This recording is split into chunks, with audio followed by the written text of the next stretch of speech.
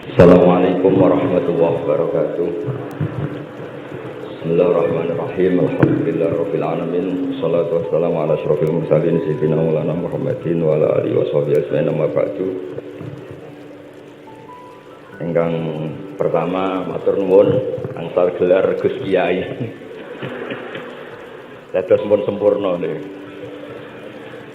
Nggih, teng ngersa para keluarga besar Mbah Munawir, keluarga besar Mbah Makmum, danten mawon ingkang kula hormati. Ugi alumni senior wonten Mbah Mus, Mbah Idris, danten keluarga ingkang kula hormati. Wau Mbah Mus cerita mergi menangi Bali Maksum. Kula sesuai kontrak baca kitab karangan Bali Maksum. Kula pernah digojlok seorang wartawan. Kasus ceritane Mbah Mus saking menyatunya fikih dengan perilaku niku maling mawon bermadzhab. Terus wedhus niku nak teng jaba iku ilang, tapi nak babi iku mboten. Mergi maling niku ngerti nak babi iku haram, wedhus niku halal. Pas penjaraan teng Jakarta nggih wonten tiyang jarah babi. Jangan ini haram, kambing saja. Jadi saking menyatune pendidikan Islam niku maling mawon terus ada madzhab. Dina nyolong niku wedhus mergi halal, ampun nyolong napa? Babi. Niku kisah nyata kula nate dolan teng daerah mriki. Kenapa ini di luar kalau itu di dalam? Oh kalau ini di luar enggak ada yang nyolong, Gus. Tapi kalau di mergo sing njaba niku babi, sing jero wedhus. Mergo dari malingnya terus bermadzhab. Terus memang cerita-cerita seperti itu kathah boten sekedar anekdot. Sementing kula badhe cerita tentang zuriyah-zuriyahipun Bali Maksum wonten sing nom-nom lah sing kula wani ngandani wonten Mas Hilmi, wonten Mas Zaki, wonten Mas Afif. Kenapa kitab itu harus dibukukan, harus didokumentasi, dan kenapa Bali Maksum menulis Hujjatul Ahli Sunnah wal Jamaah. Kula boten niat pamer, kula niki pembaca Al-Ibris, pembaca Al-Ibris, pembaca risalahnya Bali Maksum Hujjatul Ahli Sunnah wal Jamaah. Saya juga baca buku-buku karangan orang-orang dulu, terutama tiang Indonesia. Karena Mbah Mun sering pesen wa ma arsalna mir rasulin illa bilisani qaumi. Jadi orang itu jadi rasul itu pasti dengan gaya atau budaya masyarakatnya. Termasuk wong desa niku hormat tamu. Nah ning kota niku bentuk hormatnya beda. Mulane wonten kiai desa muni fal yukrim jarawe iku nak ketemu tangga takok, nak ora takok sombong. Nah, kiai kota walian, nak ketemu tangga aja takok, iku ganggu privasine wong. Dados makna ikram tetap, tapi implementasinya bilisani qaumi. Orang kota itu kalau sering ditanya itu mesti protes karena privasinya terganggu. Tapi kalau di kampung itu suka ditanya karena itu dianggap keramahan. Makanya kula niku termasuk orang yang jarang bertamu. Bagi kula gadah trauma kalian kakakipun Gus Yofur Gus Kamil. Beliau berkeyakinan silaturahim itu saya.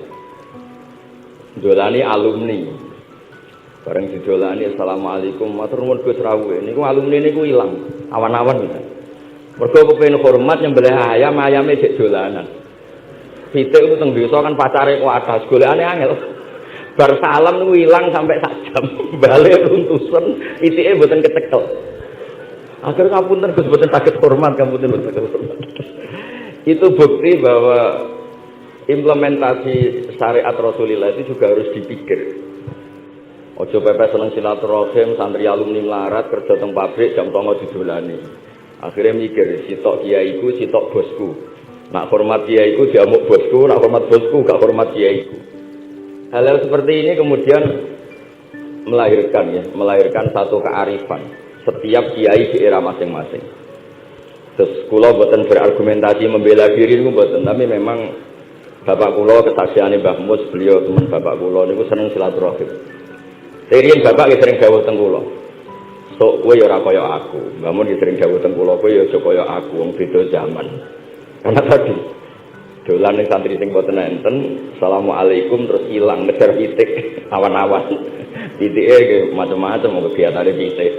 Intine boten kecekel. Kemudian iki teng kanca-kanca teng adik-adik sing hafiz sing hamalatil Quran. Kula pesen belajar niku belajar sisi belajar itu harus cari sisi ekstrimnya. Gua bolak-balik matur di berbagai kesempatan. Wow, kekhawatiran Mbah Mus kalau ada orang hanya kembali ke Quran itu memang bahaya sekali. Bayangkan kalau ada orang misalnya hanya mengharamkan al-jam'u bainal ukhtain, karena itu yang disebut Quran wa antasma'u bainal ukhtain. Jadi yang haram itu menikahi kakak dan adiknya, adik dan kakaknya sekaligus. Di situ tidak ada penjelasan perempuan dan budenya, perempuan dan mbahnya. Kemudian zaman Nabi Sugeng hanya ditambahi wala binal mar'ati wa ammatiha, wala binal mar'ati wa kholati, masuklah dalam definisinya.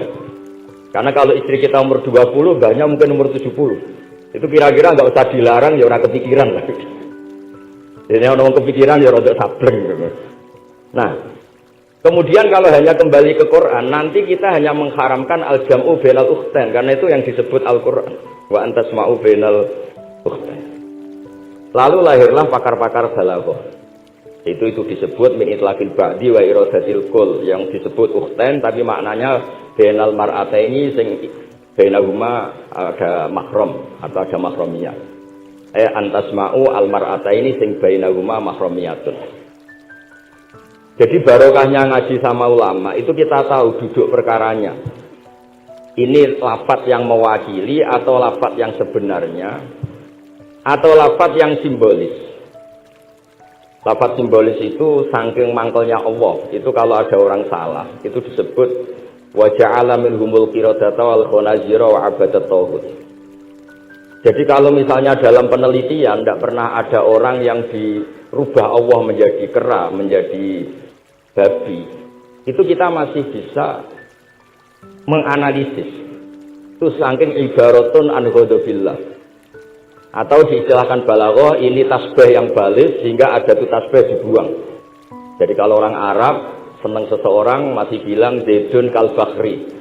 Tapi kalau senang banget bilang Zaidun bakrun. Kalau gantengnya belum ganteng banget masih dibilang Zaidun kal badri. Tapi kalau sudah ganteng banget kayak Rasulullah SAW disebut anta samsun anta badrun. Kaf tasbihnya dibuang dan itu ablah lebih balik. Jadi PR kita sebagai ahli Quran ini adik-adik itu tidak selesai. Utamanya ya implementasi keseharian kita sebagai panutan lah. Kalau boleh GR sebagai panutan.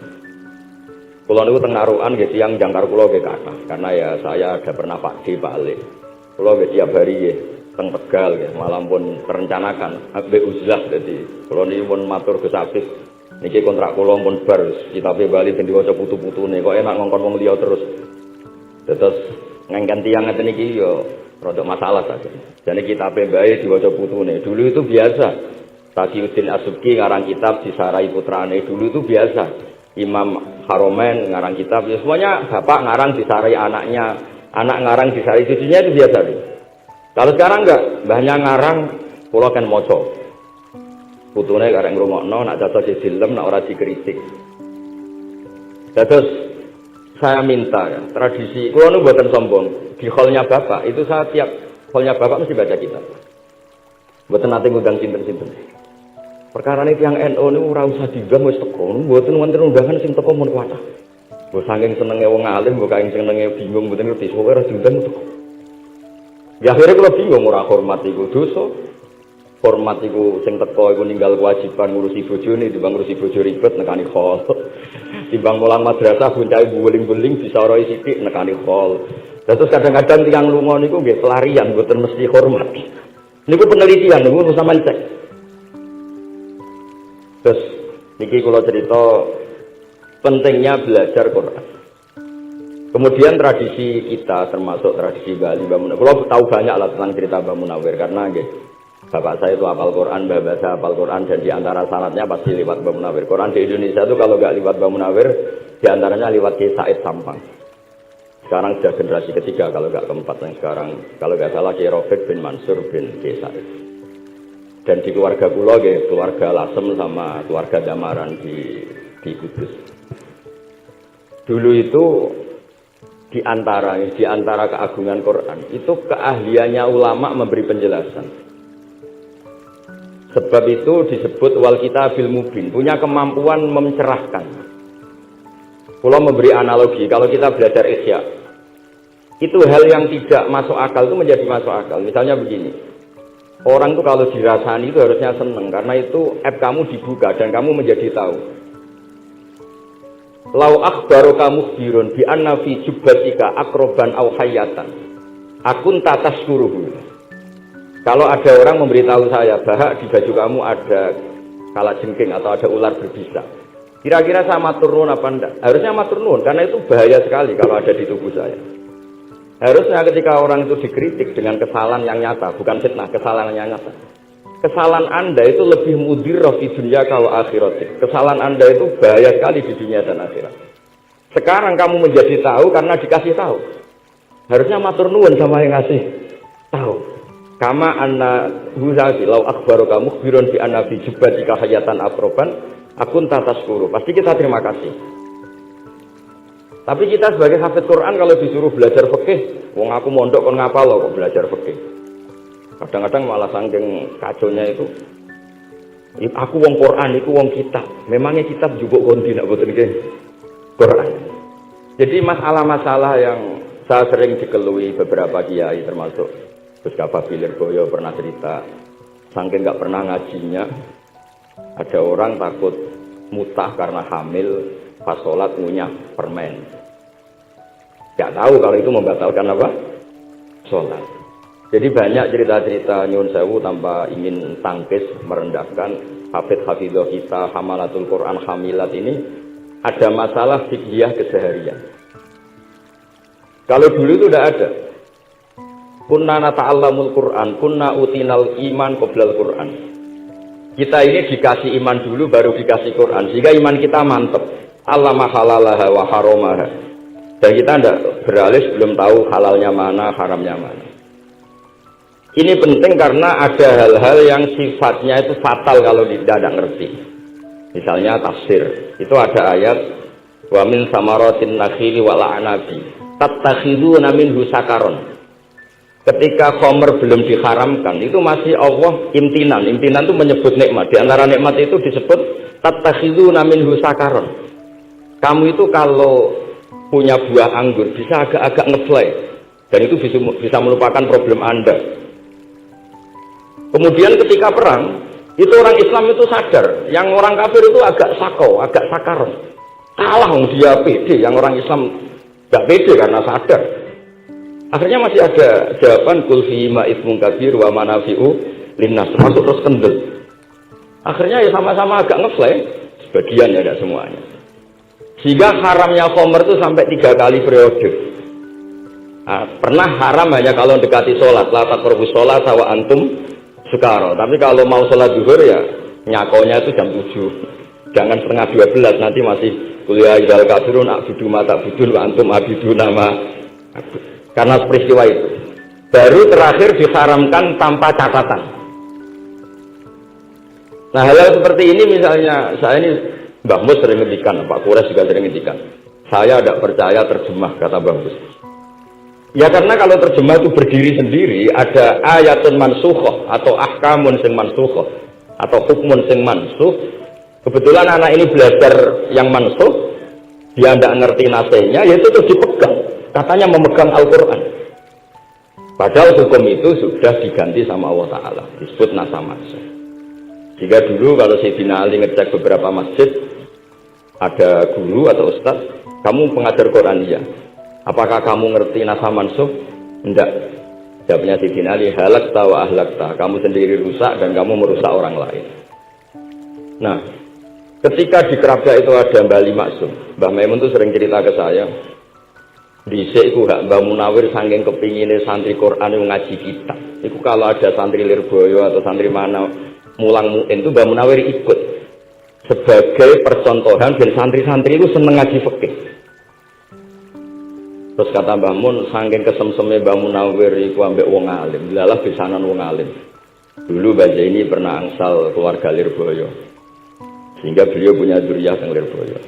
Terus pisanan kalian Mbah Maksum, Nyai Hasyim angsal Bali Maksum, sehingga terus di Kerabda itu banyak orang-orang alim. Tapi terus Mbah Mun cerita, kabeh ono regane, Bali Maksum terus populer sebagai alim alama, sehingga yang ke Kerabda itu ya orang pati niat tafsir, niatnya ngaji kitab. Sehingga cerita di era itu ada di Abdul Qadir, tapi pondok Kerabda Bali Maksum terlalu populer sehingga terkenal ngaji sorof Bandungan. Sehingga dulu di Indonesia itu ada sorofnya Mbah Ali Maksum, ada sorofnya Mbah Maksum Ali Kuaron. Nah yang sorofnya Mbah Ali Maksum ya fa'ala yaf'ulu uf'ul. Kalau sorof di Mbah Maksum Kuaron fa'ala yaf'ulu fi'lan. Yang satu ngikuti fi'il itu ya harus jejer fi'il, yang satu ngikuti jurumiyah. Kalau yang dikatakan masdar itu sing yaji'u salisan, yang datang ketiga dalam tasrifnya fi'il. Sebab itu terus tradisi sorof tadi yang dalam apa itu latihan munakosah tadi diteskan anak-anak. Itu memang penting karena kalau kita nanti belajar sab'ah, sorof itu segala-galanya. Misalnya qiraatun Nafi' itu bacanya fala yuhzinka qauluhum.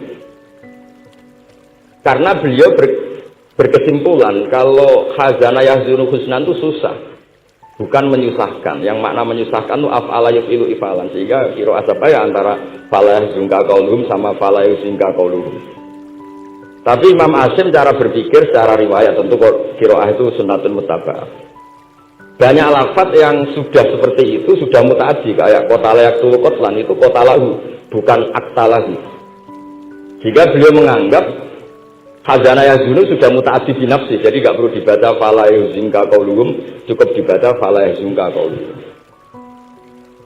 Dan saya berkali-kali matur teman-teman yang mengkaji Quran, kafa ayat ku'ukufan itu bacaannya Imam Nafi'. Karena memang yang maknanya mukafa'ah itu mah muslam.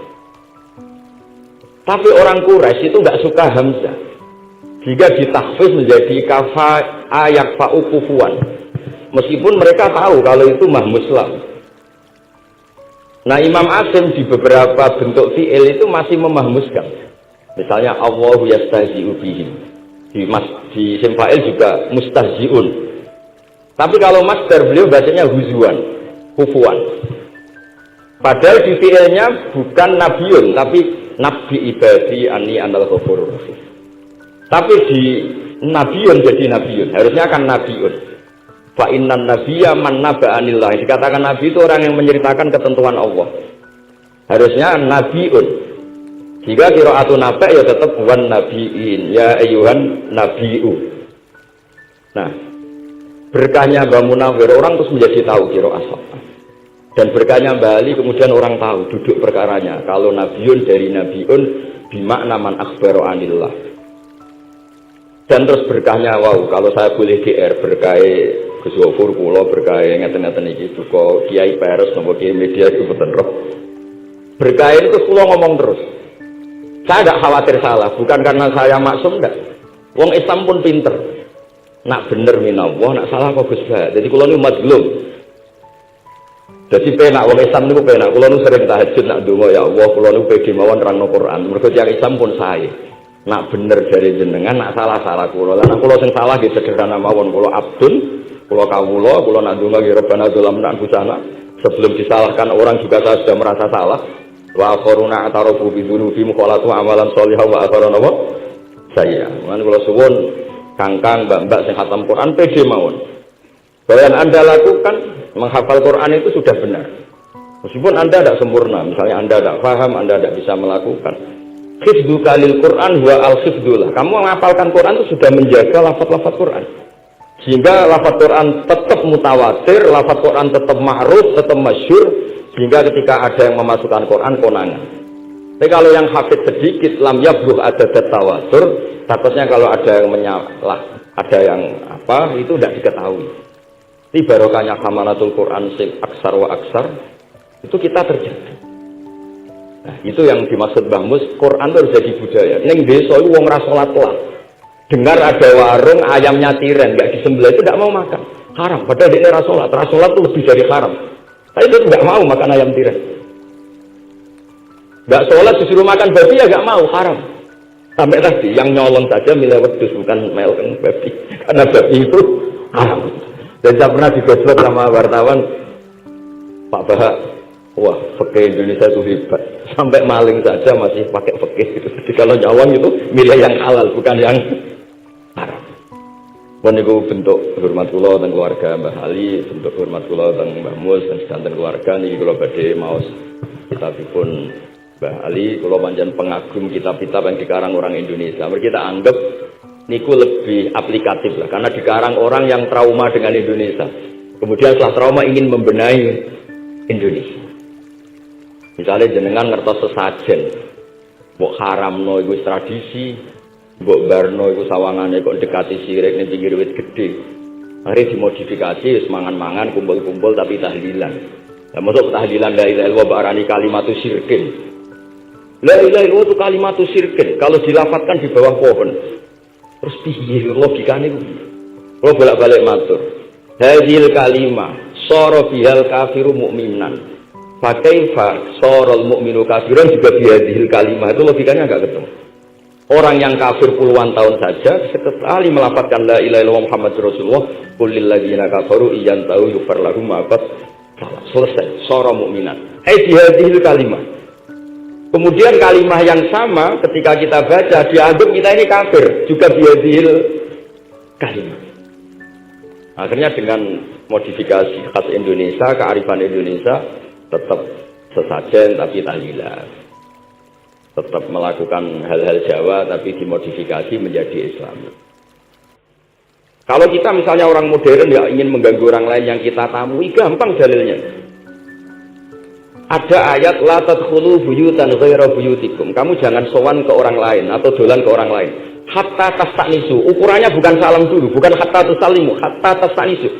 Jika kamu merasa nyaman, kamu bisa mengukur tingkat akrab kamu. Kamu bisa mengukur jamnya orang itu. Kamu bisa mengukur kebutuhan orang itu. Butuh saya enggak? Kenapa mertamu pengen kayak duit bebas jam? Atau kamu orang cantik yang kamu tamoni sing seneng kue bebas jam? Tapi aku apa nagih hutang? Mertamu orang yang kamu tagih itu mesti kamu udah ada problem. Atau mertamu orang yang enggak akrab di jam istirahat. Tentu kita ada problem. Makanya ukurannya Quran tuh hatta tastanisu. Kamu merasa nyaman. Istiqnas itu nyaman. Enjoy. Kayak saya jualan di Gojobor kan akrab mulai kecil teman saya. Mungkin bisa ngabaikan jam. Jadi kalau saya jualan di kiai yang nggak kenal saya, mungkin kedatangan saya dianggap problem karena di jam tertentu. Saya harus mikir, kayak apa hebatnya Quran ketika bikin aturan la tadkhulu buyutan ghaira buyutikum dorara wala dirar. Kamu tidak ganggu diri kamu sendiri, juga nggak mengganggu orang lain. Hingga setelah itu semua baru wa tusallimu ala ahliha. Nah, andai kan kita, ya tadi, gawe Mbah Mus, kita semua sudah seperti itu. Kalau mertamu di orang, ya kita ngukur tingkat akrab kita, tingkat dibutuhnya kita. Hingga di tradisi NU itu ya jalan kiai pendak diundang, karena itu pasti diinginkan. Wong kula nate diceritani pernah misanane Mbah Mun. Kula nate Gus dipilih Mbah Mun boten seneng. Kena apa? Beliau pas khutbah, Mbah Mun rawuh dalah Mbah Mun jarak salat ning saf awal. Bar niku tiange meruntus meriang. Karena khotib itu harus naik ke mimbar kudu ngandani takwa usikum wa nafsi takwa. Teng isore niku Mbah Mun. Walhasil terus lara terus wan yai. Mbah, nak dolan nggih dikira-kira, ampun pas Jumatan. Semenjak niku Mbah Mun Mbah Sahal nak Jumatan teng mburi. Mbah Sahal itu kalau Jumatan itu sudah komat gelar. Beliau keluar dari mobil serenane itu. Miyos terus salat terus kundur. Kalau dulu janggal, jadi wong alim alama, nak sholat gak guri. Ternyata itu nggak ingin jadi problem bagi khotib. Jadi iso bayangno khotbah dengar Mbah Mus, terus kalau munggah ngeten nyekel tongkat, usikum wa nafsi fi taqwa. Terus apa ya? Akhirnya terus kula niku kan jare wong akeh, mbotenan Bu. Jare wong akeh rada iso ngaji. Kula nek Jumatan juga guri gara-gara diceritani niku. Ternyata khotibnya cerita kula, matur nuwun Gus, pokoke nek pas Jumatan aja ketok. Dianggap musibah, kedatangan kulo itu dianggap musibah. Nah, hal seperti itu ya ukurannya gampang, hatta napa? Tastanis.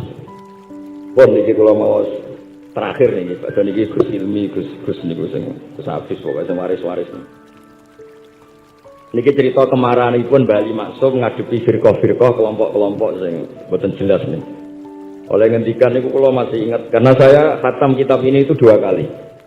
Nggih khatam tenan maksud saya kula sinaoni terus padanan dalil yang beliau sebut tak cari sampai ketemu bener-bener kula cari Kita ulang lagi. Dalil padanya yang kalau cari, terus emosi-emosi beliau juga tak tulis. Karena beliau di antara yang diceritakan itu sampai ngendikan wahal bi jununun, kata beliau. Apa saya ini sudah gila? Ketika saya fatwa, misalnya orang nggak boleh ziarah Rasulullah Shallallahu Alaihi Wasallam. Itu artinya menghalangi orang ketemu nabinya. Makanya bener Mbak Mus tadi, ada orang tuh debat, wiridan itu sunat atau orang? Dalilnya dia. Terus ada orang yang provokasi gini, kamu dikatakan bid'ah setelah sholat gak wiridan, kowe iku ben ora nyebut Allah. Terus kepikiran matur kula, wis Agus bar sholat itu pokoknya aku wiridan. Cek bid'ah cek ora, wong kok ora oleh eling Allah. Wis gak usah dalil-dalilan. Jadi pertama diprovokasi, wiridan model ngono iku ora ono sanate, ora ono hadise. Singkat cerita orang ini meninggalkan wiridan. Terus ketemu orang NU yang kebetulan rapat iso ngaji tapi pinter logika. Kowe ora tau wiridan saiki nek bar salat, ora tau, enggak ada hadisnya gini-gini. Kowe iku dibodoni, ben kowe ora tau nyebut Allah, ora eling Allah. Murid-murid yang maksudnya bangger bar salat wiridan kan. Boten dalil-dalilan cara bambut, boten dalil-dalilan. Lah ini nak cara Mbah Maksum istilahno betapa kacaunya orang sing yaqulu bainahu wa baina nabi, memisahkan orang itu dengan nabinya Muhammad sallallahu alaihi wasallam. Kata Mbah Ali, walazima kadzalik ayyakuna ulamaul Islam min awali hadhihi ummah ila yaumi fi khata'in azim. Haitsu annahum ya'taqiduna fi kutubihim ad-diniyah al-abwab wal fusul. Yadhkuruna fiha ziyaratahu sallallahu alaihi wasallam. Kata beliau, wa inni bima ahmidu min laqabi kiai amru wa usaddidu fil amri kullu mu'minin ayasudda rahlahu tariklahu ila ziyarati. Jadi beliau sendiri di sini juga, dan saya atas nama sudah diberi gelar kiai memberi fatwa begini. Jadi di kitab Syajaratul Ma'arif itu ada babu zikri rajul manaqiba nafsi. Orang itu kadang harus sombong menyebut kelebihannya sendiri. Kayak Nabi Yusuf ngendikan inni hafizun alim. Nabi Sulaiman juga ngendikan wa utina min kulli syai'. Itu bukan sombong, tapi cara beliau untuk memaklumatkan. Saya belum pernah merasa ahli tafsir. Tapi kan kita khawatir kalau ada tafsir yang cara Mbah Mus tadi kiai produk sendiri. Akhirnya kalau mau tafsir, saya pernah ngaji Mbah Maimun, ngaji Bapak. Saya baca kitab Al-Ibris, baca Al-Iqlil, baca terjemah Kemenak, baca terjemahnya Pak Kures, baca terjemahnya Imam Sa'rawi, baca banyak lah yang saya baca. Termasuk membaca kitab-kitab dulu mulai tafsir Tobari, tafsir apa saja yang saya bisa tak baca. Bukan karena saya merasa tahu enggak, tapi kayak apa umat ini kalau dapat ilmu dari orang yang tidak kredibel. Kalau misalnya itu sombong, dan sekarang dokter gigi juga nulis, dokter gigi, dokter jantung. Itu kalau nggak nulis ya tidak tahu kan barokahnya. Kalian kalau suwon santri-santri misalnya dengan ahli takrib itu semua untuk rumah. Ahli takrib medium, spesial bab ibadah. Nanti yang nggak pati pinter ya spesial mandi junub, nggak apa-apa. Yang penting orang tahu kamu keahliannya di mana. Daripada kamu nggak memaklumatkan, kemudian ada orang lain yang nggak pernah ngaji memaklumatkan seakan-akan paling tahu Islam. Terus menjadi mahatus soal, menjadi marhalur rijal. Kayak apa? Islam mau dikemanakan? Semua ulama dulu biasa ngendikan ma adkhaltu fi kitabi hadza illa sahih, kata Imam Bukhari. Yang saya masukkan di sini semuanya hadis sahih. Dan sebelum saya masukkan sholaitu rakaatain, saya sholat dulu. Semuanya menggaransi kitabnya. Makanya di Syajaratul Ma'arif ada babu dzikri rajul manaqiba nafsi. Yaitu ketika Nabi Yusuf menghentikan ini hafizun alim, Nabi Sulaiman menghentikan wa utina min kulli syai'. Wal anbiya kulluhum yaqulun inni lakum nasikhun amin. Semua nabi pasti maklumatkan diri inni lakum nasikhun amin. Saya ini penasihat terbaik, nasihat yang bisa dipercaya. Kemudian ketika ada zamanul khidji, zaman hasud, zaman orang enggak fair, seakan-akan seperti itu tuh keangkuhan. Coba Mbah Bisri menamakan kitabnya itu Al-Ibris. Al-Ibris itu apa? Emas yang murni. Makna sadari di berbagai kamus maknanya Al-Ibris itu emas yang murni. Kayak apa? Semua kitab juga dinamai dengan nama-nama keren. Al-Iqlil, Al-Ibris, Fathul Bari. Jadi enggak apa-apa. Kayak ini juga dinamai Hujjatu Ahli Sunnah wal Jamaah, argumentasi pada Ahli Sunnah wal Jamaah.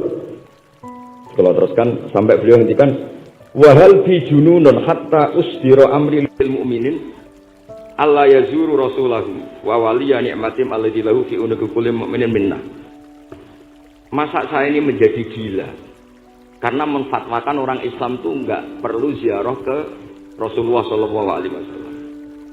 Terus kata beliau, la yadri ma yaf'al annahu yaqulu baina ibadillah wa baina rahmatillah. Fa innahu sallallahu alaihi wasallam rahmatullah lil alamin. Fal ya'rif dzalik ulaikal maniun liya'lamu fi ayyi mauqifin hum.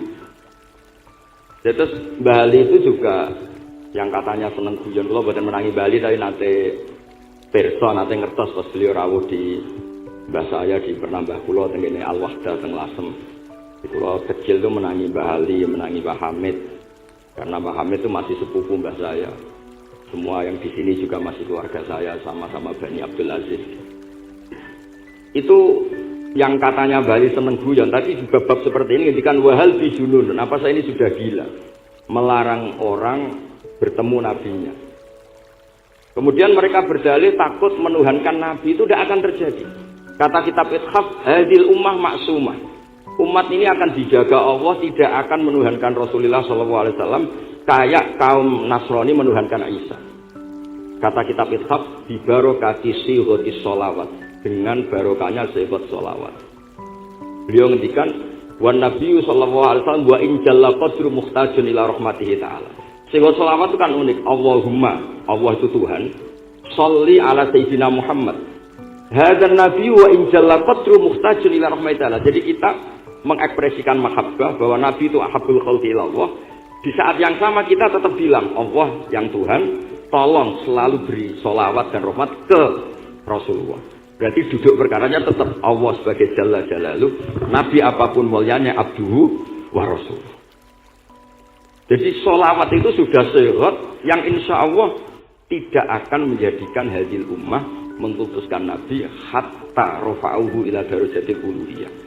Karena barokahnya sehut selawat tetap Allahumma al-mu'ti wa nabi wa injalla qadruh al-mu'ta yang dikasih. Jadi hadis sehut itu sudah siwatul tauhid, siwatul mahabbah, siwatul alaqah baini wa baina Rasulillah sallallahu alaihi wasallam. Kayak apa hadil ummah? Ya tapi tadi bener dawuh Mbah Mus. Nerangno ngene iki bagiane kiai ning desa rasa diterangno wis selawatan. Jadi kepenak rasa dalil-dalilan wis selawatan. Tapi memang resiko gak ada yang menerangkan suatu saat kalau ada isaratus syubuhat itu terus mereka bahaya. Makanya ada yang ngalahin nerangno pada ini masih terjaga. Terus niki kula nyuwun sangat, kula niku pancen bapaknya bapak saya.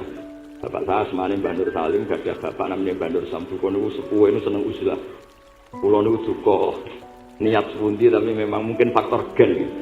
Saya itu termasuk orang yang nyuwun sewu sekali terganggu kalau sering ada acara-acara makane mun wayahe lah niki mun wayahe Mas Afif Gus Yadi napa Gus Ilmi wis wayahe nyai wayahe ngaji mulang kitab Mbah iki teng ngarepe wong akeh dadi nek salah izin ojo ngomong ngarepe santri keliru jare lajuni benus soe repot terus niki boten niat menapa nggih. Assalamualaikum warahmatullahi wabarakatuh.